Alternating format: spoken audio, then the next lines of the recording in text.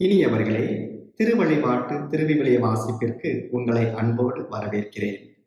தவக்காலம் 3ஆம் ஞாயிற்றுக்குரிய வாசகங்களை இன்றைய நாளில் நாம் சிந்திப்போம். நற்செய்தி வாசகத்தோடு நம்முடைய சிந்தனையை தொடங்குவோம். இன்று நற்செய்தி வாசகமாக யோவான் நற்செய்தி அலகு 4 அருள் வாக்கியங்கள் 5 முதல் 42 வரை உள்ள பகுதி தரப்பட்டுள்ளது. இயேசுவும் சமாரிய பெண்ணும். இந்த நற்செய்தி பகுதியில் உள்ள 10 கூறுகளை முதலில் புரிந்து கொள்வோம். முதலில் வெளிப்பாடு. யோவான் நற்செய்தியில் வெளிப்பாடு 4 நிலைகளில் அல்லது 4 வட்டங்களில் நகர்கிறது. முதலாக யூதர்களுக்கு, அதன் பிரதிநிதியாக இருப்பவர் நிக்கதேம், யோவான் நற்செய்தி 3இல் நாம் பார்க்கிறோம். இரண்டாவதாக சமாரியர்கள், அதன் பிரதிநிதியாக இருப்பவர் சமாரிய பெண், இன்றைய நற்செய்தி வாசகம். மூன்றாவது புறவினத்தார், புறவினத்தாருடைய பிரதிநிதிகளாக இருப்பவர்கள் கிரேக்கர்கள், யோவான் நற்செய்தி 12இல் நாம் பார்க்கிறோம். கடைசியாக ஒட்டுமொத்த உலகம், இதன் பிரதிநிதியாக இருப்பவர் பிலாத்து. ஆக யூதர்களில் தொடங்கி ஒட்டுமொத்த உலகத்திற்கு இயேசு வெளிப்படுத்தப்படுகிறார். அந்த வகையில் 2ஆம் நிலை வெளிப்பாடு இந்த நற்செய்தி வாசகத்தில் நடந்தேறுகிறது. இரண்டாவது கூறு இருநிலை பொருள் மற்றும் முரண். இருநிலை பொருள் என்பது மேலோட்டமான பொருள், ஆழமான பொருள். இயேசுவும் சமாரிய பெண்ணும் உரையாடக்கூடிய நிகழ்வில் இயேசுவுடைய உரையாடல் ஆழமான பொருள் என்ற நிலையில் இருக்கிறது. சமாரிய பெண்ணுடைய உரையாடல் மேலோட்டமான நிலையில் இருக்கின்றது. அதுதான் இந்த நிகழ்வில் நாம் காணக்கூடிய முரண். அதாவது இயேசு வாழ்வு தரும் தண்ணீரை பற்றி பேசும்போது அந்த சமாரிய பெண்ணோ, ஐயா, தண்ணீர் மொள்ள உம்மிடம் ஒன்றுமில்லை, கிணறும் ஆழமானது, அப்படி இருக்க வாழ்வு தரும் தண்ணீர் உமக்கு எங்கிருந்து கிடைக்கும் என கேட்கிறார். இதுதான் இருநிலை பொருள். மேலோட்டமான பொருளில் சமாரிய பெண்ணும், ஆழமான பொருளில் இயேசுவும் உரையாடுகிறார்கள். மூன்றாவது கூறு கிணறும் திருமணமும். முதல் ஏற்பாட்டில், அதாவது பழைய ஏற்பாட்டில் எங்கெல்லாம் கிணறு வருகிறதோ அங்கெல்லாம் திருமணம் நடக்கும். ஆபிரகாமின் பணியாளர் ஈசாக்கிற்கு பெண் தேடி செல்கிறார். கிணற்றறையில் ரெபேக்காவை கண்டுகொள்கிறார். அதே வேளையில் யாக்கோபு லாபானுடைய வீட்டிற்கு வந்தபோது கிணற்றறையில் ராக்கேலை கண்டு ராக்கேலை மணமுடிக்கிறார். மூன்றாவதாக பார்வோனிடமிருந்து தப்பி வரக்கூடிய மோசே எத்ரோவின் மகளை செப்போராவை கிணற்றறையில் கண்டுகொள்கிறார். அதே போல சாமுவேல் முதல் புத்தகத்தில் நாம் வாசிக்கின்றோம், சவுல் கிணற்றறையில் வந்தபோது அங்கே புதிய மணமகனாக, இஸ்ராயலின் புதிய அரசராக தன்னையே மணமுடித்துக் கொள்கிறார். அந்த வகையில் புதிய ஏற்பாட்டில் இன்றைய நாளில், இன்றைய நற்செய்தி வாசகத்தில் இயேசு கிணற்றரில் வரக்கூடிய அந்த நிகழ்வில் அவர் தன்னையே புதிய மணமகனாக மனுக்குலத்திற்கு முன்மொழிகிறார். நான்காவது கூறு இயேசு மிக பெரியவர். சமாரிய பெண் இயேசுவிடம், எங்கள் தந்தையான யாக்கோபை விட நீர் பெரியவரா என கேட்கிறார். ஒத்தமை நற்செய்தியில் நாம் பார்க்கிறோம், யோனாவை விட பெரியவர் இங்கிருக்கிறார், சாலமோனை விட பெரியவர் இங்கிருக்கிறார் என்று இயேசு தம்மையே பழைய ஏற்பாட்டு நபர்களை விட மேலானவராக முன்மொழிகிறார். ஐந்தாவது கிணற்றருகில் இயேசுவின் தாகம், சிலுவையில் இயேசுவின் தாகம். கிணற்றருகில் இயேசு சமாரிய பெண்ணிடம், எனக்கு குடிக்கத்தா என்று கேட்கிறார். சிலுவையில் நான் தாகமாயிருக்கிறேன் என மொழிகிறார். இயேசுவின் தாகம் மனிதரை சந்தித்து மீட்க வேண்டிய அவரது ஆழ்ந்த அன்பை வெளிப்படுத்துகிறது. ஆறாவதாக வந்து பாருங்கள். வந்து பாருங்கள் என்ற அழைப்பானது யோவான் நற்செய்தியில் 4 இடங்களில் வருகிறது. முதலில் இயேசு தம்முடைய முதற் சீடர்களை காணும் போது, ரபி, நீர் எங்கு தங்கியிருக்கிறீர் என்று கேட்டவுடன் வந்து பாருங்கள் என்று முதற் சீடர்களை அழைக்கிறார்.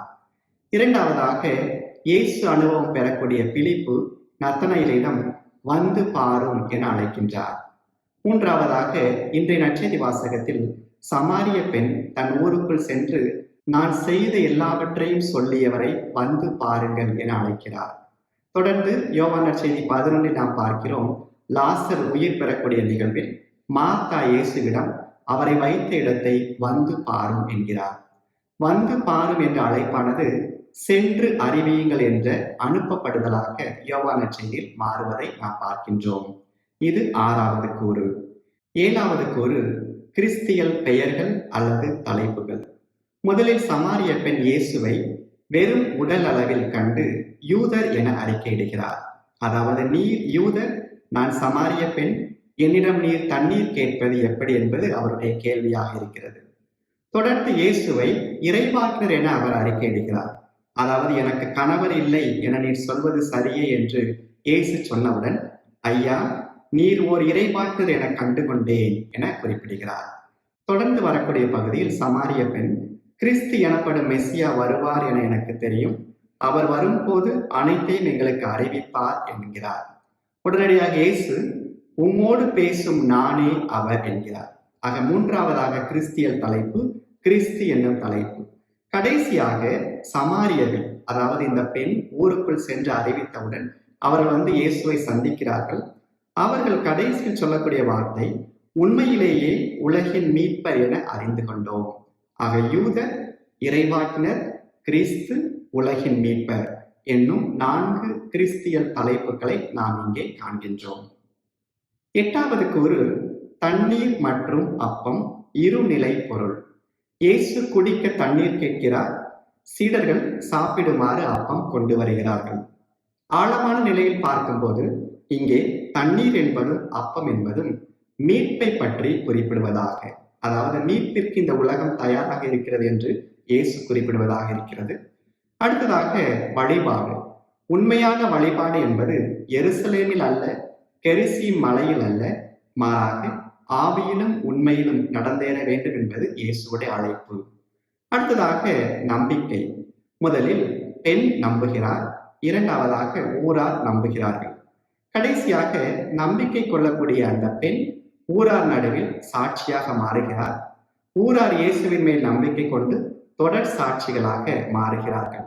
மேலோட்டமான பொருளில் தண்ணீர் என்பது தாகம் தீர்ப்பதாகவும் அப்பம் என்பது பசி தீர்ப்பதாக இருந்தாலும் அதன் ஆழத்தில் பார்க்கும்போது மீட்பு, வழிபாடு, நம்பிக்கை, பணி ஆகிய கூறுகள் காண கிடைக்கின்றன.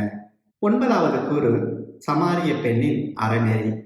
பல நேரங்களில் நாமோ இந்த சமாரிய பெண்ணை பற்றி வாசிக்கும் போது அவருக்கு 5 கணவர்கள் இருந்தார்கள் என்று அவரை அறநெறி அடிப்படையில் தாழ்வாக கருதுகிறோம். ஆகையினால்தான் அவர் நண்பகலில் தண்ணீர் எடுக்க வந்தார் என்று நாம் சில நேரங்களில் புரிந்து கொள்கிறோம். ஆனால் இங்கே உண்மையில் இந்த இடத்தில் இயேசுதான் அந்த கணவரை பற்றிய உரையாடலை தொடங்குகிறார். நீர் போய் உன் கணவரை இங்கே கூட்டிக் கொண்டு வாரும். அப்பெண் அவரை பார்த்து, எனக்கு கணவர் இல்லையே என்றார். இயேசு அவரிடம், எனக்கு கணவர் இல்லை என்று நீர் சொல்வது முறையே, உமக்கு 5 கணவர்கள் இருந்தார்கள் என்றாலும் இப்போது உம்முடன் இருப்பவர் உம் கணவர் அல்ல அப்படிங்கிறார். அதாவது இதற்கு அடுத்த பகுதியில் பார்க்கும்போது இம்மலையிலோ எருசலேமிலோ என்று வழிபாடு பற்றிய கூறாக இருக்கிறது. அதற்கு முன்பாக தண்ணீர் பற்றிய தேவை. அப்ப இங்கே கணவர் என்பது பால், அதாவது எபிரேய மொழியில் பால் என்ற சொல்லானது கணவரையும் கடவுளையும் குறிக்கும். ஆக இங்கே உனக்கு 5 கடவுளர்கள் இருந்தார்கள் என்று இயேசு குறிப்பிடுகிறார். 2 அரசர்கள் 17:24 நாம் வாசிக்கிறோம். அசிரிய அரசன் பாபிலோன், கூத்தா, அவ்வா, ஹமாத், செபர்வாயிம் ஆகிய இடங்களிலிருந்து மக்களை கொண்டு வந்து இஸ்ராயல் மக்களுக்கு பதிலாக சமாரிய நகரங்களில் குடியமர்த்தினார் என்று வாசிக்கிறோம். இங்கே 5 இடங்களிலிருந்து வரக்கூடிய இந்த 5 ஊராரும் 5 கடவுளர்களை கொண்டு வருகிறார்கள்.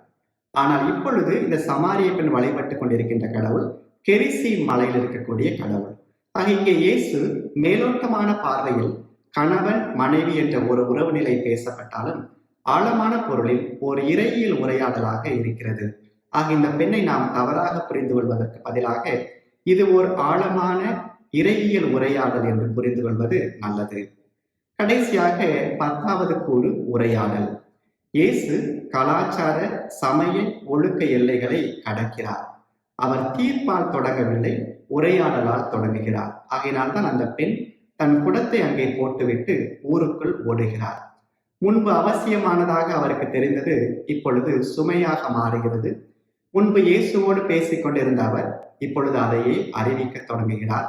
அவர் சாட்சியாக மாறுகிறார். அவருடைய காயம் நற்செய்தி அறிவிப்பாக மாறுகிறது. மற்ற வாசகங்களோடு நாம் இணைத்து பார்ப்போம். இன்றைய முதல் வாசகம் விடுதலை பயணம் 17:3-7. அதாவது இங்கேயும் மேலோட்டமான பொருள், ஆழமான பொருள் என்று 2 நிலைகளில் நிகழ்வு நகர்கிறது. முதலில் நம்மிடம் தண்ணீர் இருக்கிறதா என்பது அவருடைய கேள்வி. இரண்டாவது, நம் நடுவே கடவுள், ஆண்டவராகிய கடவுள் இருக்கிறாரா என்பது அவருடைய கேள்வி. ஆக முதலில் மேலோட்டமாக தண்ணீர் சார்ந்த ஒரு தேடலாக இருக்கக்கூடிய நிகழ்வு ஆழமாக பார்க்கும் போது கடவுளை சோதிக்கக்கூடிய ஒரு நிகழ்வாக இருக்கிறது. அதை ஒட்டிய இன்றைய பதிலுரை பாடலில், இன்று நீங்கள் அவருடைய குரலை கேட்டால் உங்கள் இதயங்களை கடினப்படுத்தாதீர்கள். அதாவது மாசாவிலும் மெரிபாவிலும் இஸ்ராயல் மக்கள் ஆண்டவராகிய கடவுளை சோதித்து தங்களுடைய இதயங்களை கடினப்படுத்திக் கொண்டது போல நீங்கள் கடினப்படுத்திக் கொள்ள வேண்டாம் என்ற அழைப்பு நமக்கு பதிலுரை பாடல் திருப்பாடல் 95 வழியாக தரப்படுகிறது. அடுத்ததாக 2ஆம் வாசகம் ரோமையர். நாம் கடந்த ஆண்டு முழுவதும் பில்கிரிம்ஸ் ஆஃப் ஹோப், எதிர்நோக்கின் திருப்பயணிகள் என்று கொண்டாடினோம். அந்த எதிர்நோக்கின் திருப்பயணிகளுக்கான அறிவிப்பு ஆணை வழங்கிய திருத்தந்தை பிரான்சிஸ் எதிர்நோக்கு ஒருபோதும் ஏமாற்றம் தராது என்ற ஆணையை வெளியிட்டார். அது இன்றைய வாசக பகுதியிலிருந்து எடுக்கப்பட்டுள்ளது. எதிர்நோக்கு ஏமாற்றம் தராது என்று சொல்லக்கூடிய பவுல் ரோமை நகர திருச்சபையினரை துன்பத்தின் நடுவே எதிர்நோக்கோடு இருக்க அழைக்கிறார். மேலோட்டமாக துன்பங்கள் அவருடைய வாழ்வை நெருக்குவது போல இருந்தாலும் ஆழமான அளவில் ஆண்டவராகிய கடவுளின் ஆவி அன்பு நம்மில் பொழியப்பட்டுள்ளதால் நாம் எதிர்நோக்கு கொண்டிருக்கிறோம் என்பது பவுலுடைய புரிதல். இந்த 3 வாசகங்களையுமே நாம் இணைத்து பார்க்கும் போது நாம் புரிந்து கொள்வது என்ன? முதலில் தவக்காலம் என்பது வெறுமனே தவ முயற்சிகள் சார்ந்த நிகழ்வு அல்ல. மாறாக இது ஒரு ஆழமான தேடல். இயேசுவை நான் எப்படி அறிக்கையிடுகிறேன்? இயேசு எனக்கு யார்? இயேசுவை பற்றிய வெளிப்பாடு எனக்கு எங்கெல்லாம் நடக்கிறது என்ற கேள்விகளை இன்றைய நாளில் நாம் கேட்க வேண்டும். இது உயிர் தரும் ஊற்றை நோக்கிய பயணமாக இருக்கிறது தவக்காலம். தவக்காலம் உயிர் தரும் ஊற்றை நோக்கிய பயணமாக நமக்கு இருக்கிறது. தொடர்ந்து இயேசு நம்முடைய வாழ்வின் கிணற்றருகே ஒவ்வொரு நாளும் வந்து அமர்கிறார். அவர் நம்மிடம் தண்ணீர் கேட்கிறார். நமக்கு வாழ்வு தரும் தண்ணீரை கொடுக்க காத்திருக்கிறார். காலியான கிணற்றோடு நாம் உறவாடுவதை நிறுத்திவிட்டு வாழ்வின் ஊற்றாகிய இயேசுவை நாம் பற்றி கொள்ள இன்றைய நாளில் அழைக்கப்படுகின்றோம். இன்றைய நாளில் தவக்காலம் 3ஆம் ஞாயிற்றில் தண்ணீர் என்ற இந்த உருவகத்தின் வழியாக ஆண்டவராகிய கடவுள் நம் இதயத்திற்கும் உடலுக்கும் தாகம் தீர்க்கும் தடாகமாக நம் நடுவே வருகிறார். வாழ்வதரும் அந்த ஊற்றிலிருந்து நாம் அள்ளி பருக முன்வருவோம். இறைவன் நம்மை ஆசீர்வதிப்பாராக. ஆமென்.